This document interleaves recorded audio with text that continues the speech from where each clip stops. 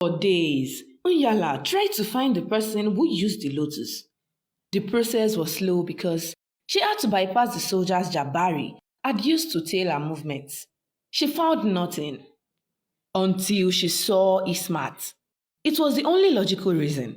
After all, Inyala's spies in Jabari and Kamari's court never saw the men or their servants close to the temple. Inyala made a decision right there when she had to bow to Ismat, the queen of Kush. Inyala refused to let go of the throne. The throne had been hers, carved from years of war and sacrifice.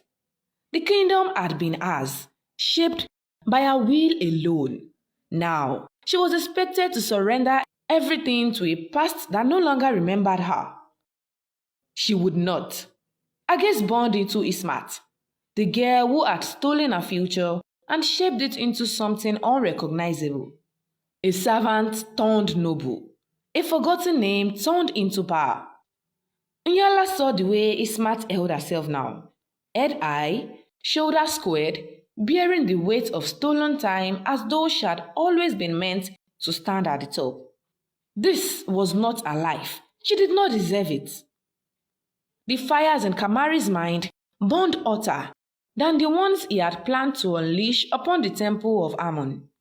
He knew the temple held the truth. The temple held the lotus. And if the lotus had rewritten history once, he could do so again. He would not allow it. The world had already taken him once. It would not take him again. The temple had to burn. It was the only way to ensure that no one else would ever wield its power. Let the past collapse. Let history swallow itself. He no longer cared. Jabari had watched the world reshape itself into something both foreign and familiar. He had ruled, and yet he had never truly been a king.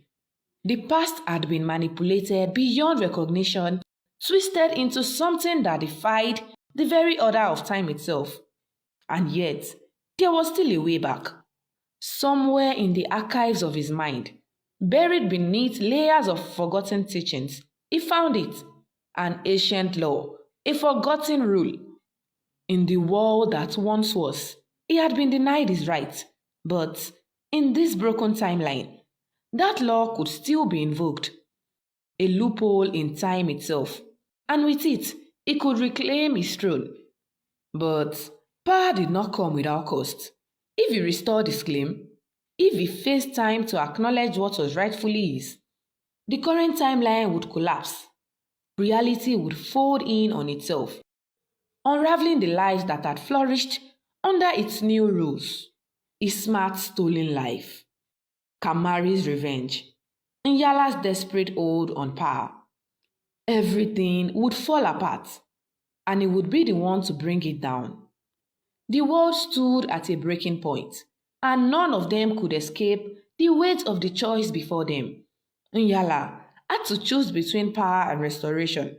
Ismat had to decide if a stolen life was worth the destruction of the kingdom.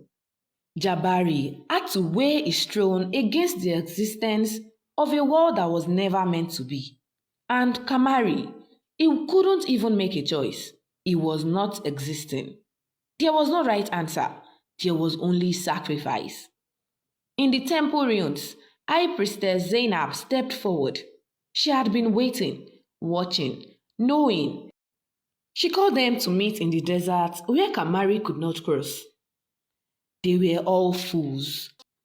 They thought they had unraveled the truth, that they had discovered the art of the lotus power.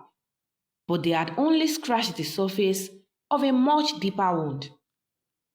She had seen this before because she had eaten the lotus too. Not just once, not just now, 50 years ago. Someone else had used it.